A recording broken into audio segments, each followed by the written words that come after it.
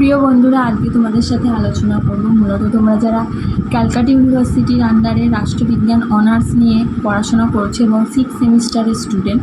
তো তোমরা 2025 সালে তোমাদের যে পরীক্ষা তার সাজেশান নিয়ে আজকে আলোচনা করব। ইতিমধ্যেই আমি তোমাদের সিসি 13 আর সিসি 14 পেপার আলোচনা করে দিয়েছি অনেক দিন আগে, এবং তোমাদের যে ডিএসসি পেপারগুলো আছে ওগুলো নিয়ে আমি আলোচনা করতে পারিনি।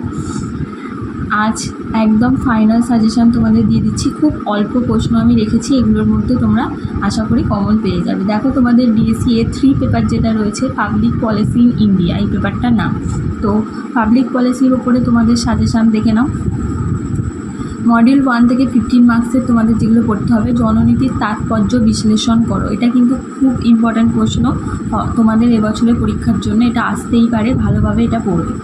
তারপর দেখো, জননীতি পর্যালোচনার ক্ষেত্রে চার্লস লিড ব্লুম প্রদত্ত মডেলের গুরুত্ব আলোচনা করো। এটাও কিন্তু খুব গুরুত্বপূর্ণ। এই দুটো প্রশ্ন তোমাদের 2023 সালে এসেছিল, তো তোমাদের 25 সালের জন্য এটা খুব ইম্পর্টেন্ট, রিপিট হতে পারে এই দুটো প্রশ্ন, ভালোভাবে পড়বে।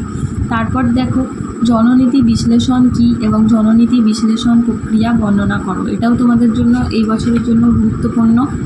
রাষ্ট্রের কল্যাণমুখী তত্ত্বের পরিপ্রেক্ষিতে জননীতির গুরুত্ব আলোচনা করো। এটাতে দেখো আমি 2 স্টার দিয়েছি, এটাও তোমরা পড়বে। কোনো প্রশ্নই তোমরা বাদ দেবে না। যেগুলোতে ট্রিপল স্টার আছে সেটা তোমার জন্য খুব ইম্পর্টেন্ট, আর যেগুলো 2 সেগুলো ভালোভাবে পড়বে। তারপর দেখো, 5-এ রয়েছে জননীতি প্রণয়ন বলতে কী বোঝো। জননীতি প্রণয়নে বিভিন্ন কারকের ভূমিকা আলোচনা করো। এটাতে আমি ডবল স্টার দিয়েছি। মোটামুটি দেখো 15 মার্কসের টোটাল আমি 5টা প্রশ্ন দিয়েছি, তাহলে বুঝতেই পারছো তোমাদের এই প্রশ্নগুলো কতটা ইম্পর্টেন্ট। এগুলোই তোমরা ভালোভাবে পড়বে। 10 মার্কসের দেখো, মডিউল 1 থেকে দিয়েছি A3 পেপারের যেগুলো তোমাদের করতে হবে। যথাযথ উদাহরণ সহ জননীতির প্রকারভেদ আলোচনা করো। এটা ট্রিপল স্টার। নীতিচক্রের অর্থ ব্যাখ্যা করো। এটাও গুরুত্বপূর্ণ। জননীতি বিশ্লেষণ এবং রাজনীতি অবিচ্ছেদ্য, বিবৃতিটি ব্যাখ্যা করো। জননীতির পরিসরে গণমাধ্যম কীভাবে গুরুত্বপূর্ণ ভূমিকা পালন করে তা আলোচনা করে। এটা ট্রিপল স্টার, খুব গুরুত্বপূর্ণ। জননীতি রূপায়ণের বাধাসমূহ বিশ্লেষণ করো, বা এটা জননীতি রূপায়ণের ক্ষেত্রে কী কী চ্যালেঞ্জ, প্রশ্নটা ঘুরিয়ে দিতে পারে। তারপর দেখো, জননীতি মূল্যায়নের বিভিন্ন পদ্ধতি আলোচনা করো। এই 6টা প্রশ্ন তোমাদের মডিউল 1 থেকে 10 নম্বরে পড়তে হবে। এরপর মডিউল 2 থেকে দেখো 15 মার্কসের তোমাদের পড়তে হবে গ্রামীণ ভারতের অর্থনৈতিক উন্নয়নের পথে MNREGA প্রকল্পের ভূমিকা আলোচনা করো। যেটা গান্ধীজির প্রকল্প ছিল সেটা তোমাদের আলোচনা করতে হবে। পরবর্তী 15 মার্কসের দেখো প্রশ্ন মডিউল 2 থেকে তোমাদের করতে হবে ভারতের জননীতি প্রণয়নের ক্ষেত্রে বিভিন্ন সামাজিক আন্দোলনের ভূমিকা আলোচনা করো। এটা ট্রিপল স্টার, তোমাদের ভালোভাবে পড়তে হবে। ভারতের নীতি প্রণয়নে চাপ সৃষ্টিকারী গোষ্ঠীর ভূমিকা লেখো। তুমি কি মনে করো যে জনকেন্দ্রিক নীতি প্রণয়নে সামাজিক আন্দোলন বিশেষ ভূমিকা নিতে পারে? উত্তরের সাপেক্ষে যুক্তি দাও। এই প্রশ্নটা আর ভারতের জননীতি প্রণয়নের ক্ষেত্রে বিভিন্ন সামাজিক আন্দোলনের ভূমিকা একই উত্তর, তো তোমাদের এখানে একটা পড়লেই দুটোর অ্যান্সার তৈরি হয়ে যাবে।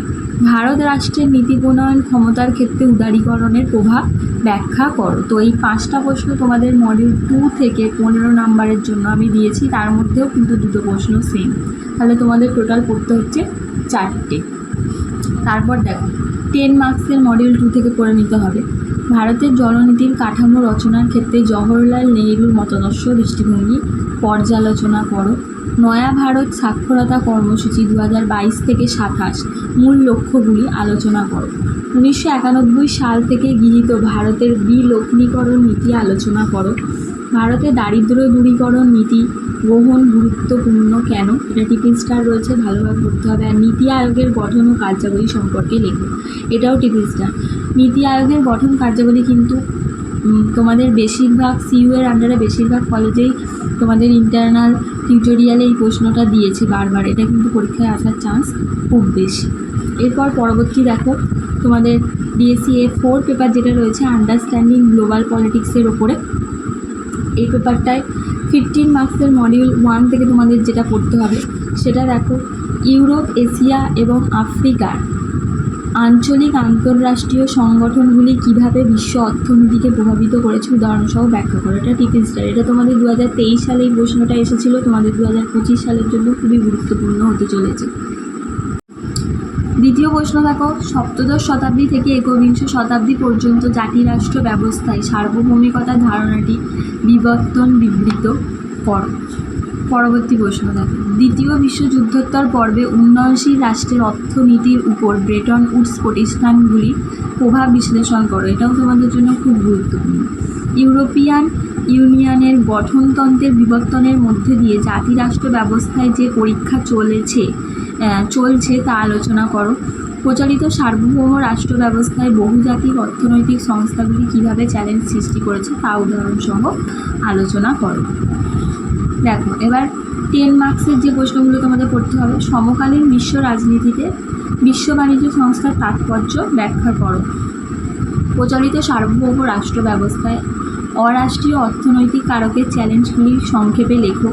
বর্তমান বিশ্বে বহুজাতিক অর্থনৈতিক কারকসমূহের রাজনৈতিক তাৎপর্য সংক্ষেপে লেখো।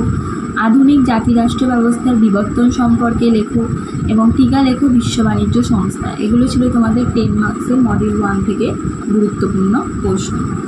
দেখো এবার মডিউল 2 থেকে 15 মার্কসের জন্য কী কী প্রশ্ন তোমাদের পড়তে হবে। জলবায়ু পরিবর্তন, দারিদ্র্য এবং বিশ্ব রাজনীতির মধ্যেকার যোগসূত্র বিশ্লেষণ করো। এটা 2023 সালে প্রশ্নটা এসেছিল, এটা তোমাদের জন্য খুবই গুরুত্বপূর্ণ। বিশ্বায়নের যুগে বিশ্ব রাজনীতিতে পরিচিতি ও সংস্কৃতি কীভাবে গুরুত্বপূর্ণ নির্ণায়ক হয়ে উঠেছে উদাহরণসহ ব্যাখ্যা করো। এবার দেখো, বিশ্ব রাজনীতিতে আন্তর্জাতিক সন্ত্রাসবাদের মূল প্রভাব সম্পর্কে আলোচনা করো। জাতিপুঞ্জের সহস্রাব্দ সম্মেলনে সমস্যা সমাধানে কী সংকল্প গৃহীত হয়েছে, এটা একটাই প্রশ্ন, ঠিক আছে। তো তোমাদের বিএসসি A4 পেপারে 15 মার্কসের টোটাল 3টে প্রশ্ন আমি সাজেশানে রেখেছি 15 মার্কসে। এগুলো খুব ভালো করে তোমরা করবে। 10 মার্কসে দেখো, উন্নয়নশীল রাষ্ট্রে বিশ্ব পুরসমাজের ভূমিকার সীমাবদ্ধতাগুলি উদাহরণসহ বিশ্লেষণ করো। দ্বিতীয় বিশ্বযুদ্ধের পরবর্তীকালে সংঘাতের পরিবর্তিত প্রকৃতি সম্পর্কে আলোচনা করো। বিশ্ব পুরসমাজ কি শুধুই ধারণা নাকি বাস্তব, আলোচনা করো। ঠান্ডা যুদ্ধোত্তর পর্বে সংঘাতের পরিবর্তিত প্রকৃতি সম্পর্কে উদাহরণসহ আলোচনা করো। আর শেষ প্রশ্ন আমি রেখেছি যে টিকা লেখো উত্তর দক্ষিণ সংগ্রাম। উত্তর দক্ষিণ সংগ্রামটা একটু ভালো করে পড়ে, এখান থেকে প্রশ্ন একটু ডিপলি আসতে পারে। তো এই ছিল তোমাদের বিএসসি A3 আর A4 দুটো পেপারের টোটাল সাজেশন, আর এটাই লাস্ট সাজেশন। এগুলো তোমরা ভালোভাবে প্রিপারেশান নাও।